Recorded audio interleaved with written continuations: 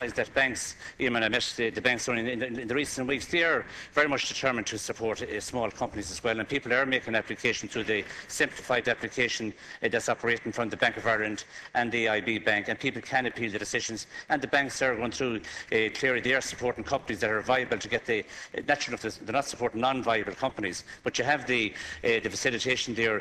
It's very easy to come up with simple solutions. It's not just that simple, and obviously you have to have an understanding for employers. It's not just about getting money to establish a job. You've got to have the whole the capacity of the company and the base as well. There are 9 people emigrating from the state every hour. Your programme has created 6 jobs every month. Well, I think that, I don't know how you arrive at these statistical figures, how 9 people that are immigrating per hour. I know that there's people going by choice, I know several young people that are quite delighted to go to the US if they can get into it, or Canada, the situation, they have the qualification. I think people, it's not like immigration of... Pardon?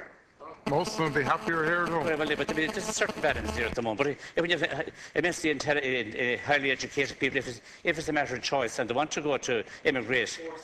Pardon?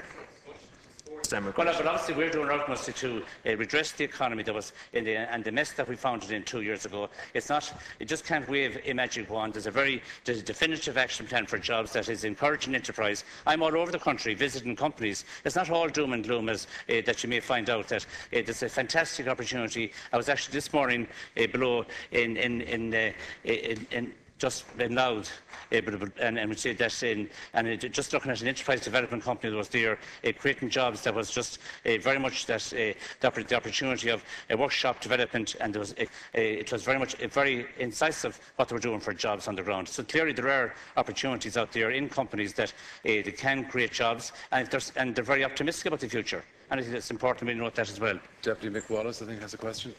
Minister, I do think it's a bit disingenuous at the moment to suggest that a lot of people are actually going by choice.